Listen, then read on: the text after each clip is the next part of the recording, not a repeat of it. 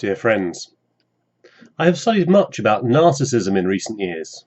I'm sure we all know people with a tendency, for narcissists can be found in all walks of life. It can happen in all sorts of ways, as in a business where people disrupt the normal flow of work with some completely made-up issue, just so that they can absorb some attention. It's worth saying, look at me, tell me I'm important. In classical psychiatry, narcissism is considered to be produced by a wound, by a damaged ego, that is seeking to overcome that wound by more and more grandiose attention-seeking.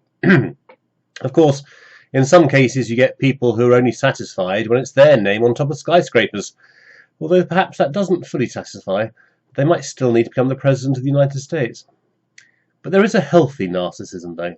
Good stage performers know about this.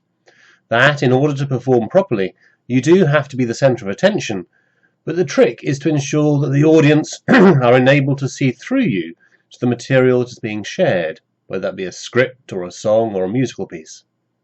Healthy narcissism is all about the self serving something higher. Look at me, but don't look at me. Look at what I'm pointing to.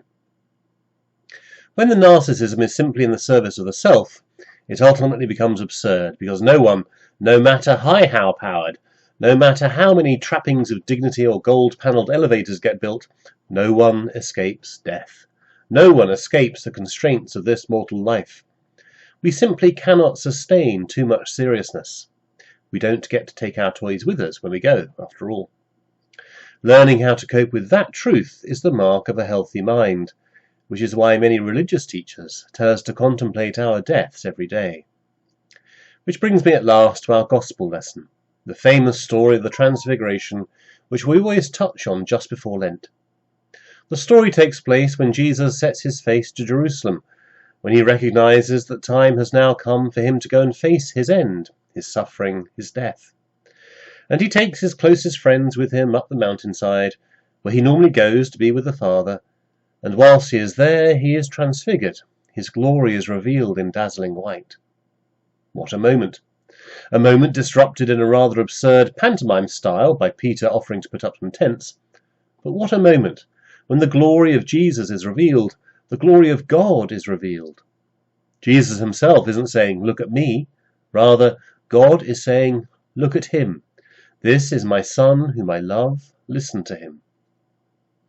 We might think of Jesus as the perfect performer, one who is so completely surrendered to the higher power that he is therefore completely transparent to that higher power.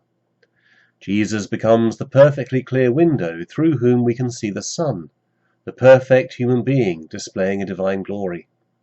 Look at him. Look to him. For in him we see both what it means to be human and what it means to be divine. Look at him.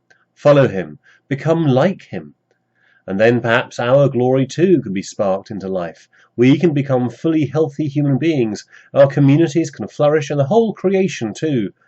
For the whole creation groans with longing for the glorious liberty of the children of God.